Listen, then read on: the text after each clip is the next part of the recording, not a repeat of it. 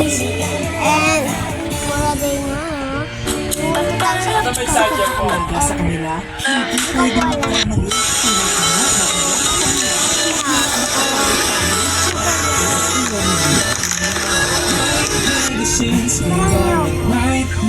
And sa cup.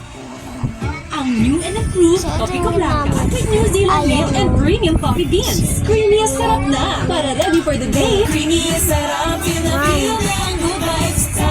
Creamy at sarap ng good vibes. Para ready for the day. Coffee Blanca. Ang batang mukhang healthy, baka may immunity gap na. Bago magkasakit, Celine Plus araw-araw. Tulong para protektado araw-araw. Celine Plus.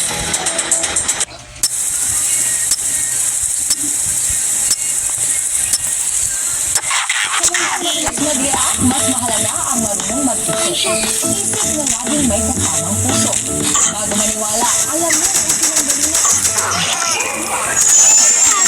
Tayo. Bago mag-share, tanong mo sarili. Totoo ba ito? Fake news yan. Let's be more responsible with the media. Dahil sa ating nagmumula, ang isang mas nagmumula.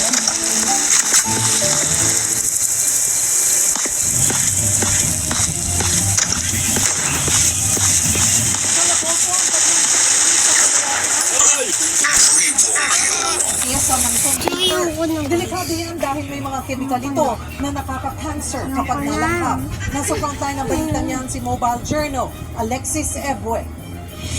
Walang kawalan sa mga polis ang tatlong Chinese nationals na ito sa nirerentahan nilang bahay sa Caloocan. Nabiso sila ng umano'y electronic material na ginagamit sa buy and sell ng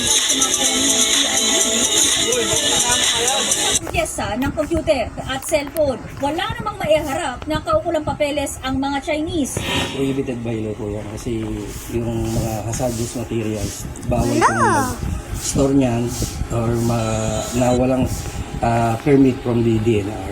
Ang sistema ng mga sospek, bibilin mga computer at cellphone online pero hindi para sa pansarili nilang gamit. Babaklasin nila ito at pagpipira-pirasuhin ang mga pyesa. Naglalaman daw kasi ito ng malilit na piraso ng mga mamahaling metal at ginto na ibinibenta nila. Aabot naman sa 2,000 pesos ang mga cellphone na kanilang binili. Ayon sa isang eksperto mula sa grupong Eco Waste Coalition, likas na mapanganib ang mga ganitong uri ng electronic waste.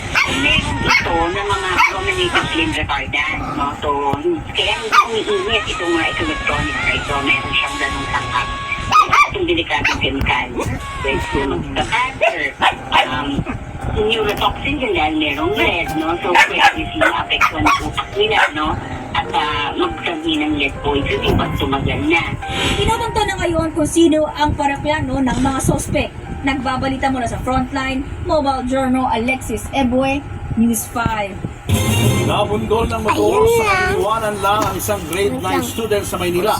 Ang tumakas na rider na iwanan ang cellphone kaya natuntun ng mga polis. Nasa frontline na balitang yan si Nina Paulo. Sa kuhang ito ng CCTV sa Legarda Street sa Maynila nitong Martes, kitang naghihintay ng tiyempo ang malaking grade 9 student para makatawid sa pedestrian lane. Huminto naman ang isang kotse para magbigay daan.